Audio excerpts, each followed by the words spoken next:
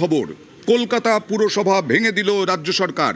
কেন ভেঙে দেওয়া হবে না পুরসভা? এর আগেই পুরসভাকে নোটিশ দিয়েছিল রাজ্য সরকার। এবার কলকাতা পুরসভা ভেঙে দিল, প্রশাসক নিয়োগ করলো রাজ্য সরকার। কথা বলবো বিশ্বজিতের সঙ্গে।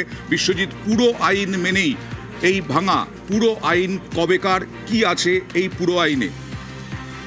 দেখো, কলকাতা পুরসভার যে মিউনিসিপ্যাল এবং সেই 1980 যে ধারা 117 নম্বর ধারা, তার 1 নম্বর সাবসেকশনে বলা আছে যে স্পষ্টত মেয়র যখন পদত্যাগ করেন, ঠিক সেই সময়ে মেয়র পরিষদ, অর্থাৎ মেয়র যে মেয়র পরিষদ তৈরি করেন, সেই মেয়র পরিষদ সহ যে বোর্ড, সেই বোর্ড ডিজলভ হয়ে যায়, অর্থাৎ তার কার্যক্ষমতা হারায়। আর যখন মেয়র এবং মেয়র কার্যক্ষমতা হারিয়ে যায়, অর্থাৎ কলকাতা পুরসভা। তোমার কথা স্পষ্ট শোনা যাচ্ছে না, ব্রেক করে যাচ্ছে।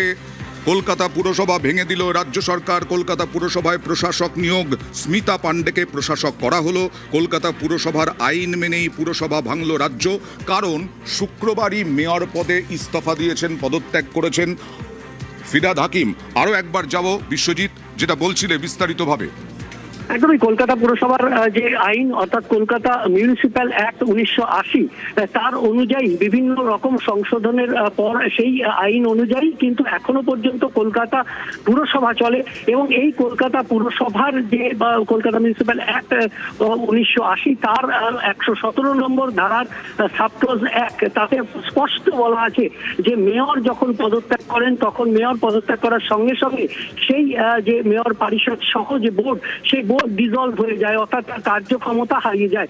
এবং সেই অনুযায়ী যখনই মেয়র পদত্যাগ করেন শুক্রবার, সেই তারপরই কিন্তু পুরো মন্ত্রক, পুরো দপ্তর, অর্থাৎ পুরো নগর উন্নয়ন দপ্তর, সেখান থেকে কলকাতা পুরসভার কমিশনারের কাছে 72 ঘন্টা সময় দিয়ে জানতে চাওয়া হয় যে এই পুরো বোর্ড ভেঙে যাওয়ার পর বা ডিজলভ হয়ে যাওয়ার পর পুরো আইনে কি আছে, কি ব্যবস্থা নেওয়া যায়। অর্থাৎ এই যে জানতে চাওয়া পুরসভা কি করবে, পুরসভার আইন অনুযায়ী কলকাতার পুরসভা আমরা জানি স্বায়ত্তশাসিত একটি সংস্থা, এবং এটি কলকাতা মিউনিসিপ্যাল অ্যাক্ট অনুযায়ী চলে। এবং সেই মতো শনিবারই রিপোর্ট পাঠিয়ে দেন কলকাতা পুরসভার কমিশনার। পরিষেবা পুরো প্রশাসকের উপর নির্ভর করছে, তাই তো? একদমই, এবং সেই প্রশাসক হিসেবে কলকাতা পুরসভার কমিশনারকেই নিযুক্ত করেছেন গভর্নর।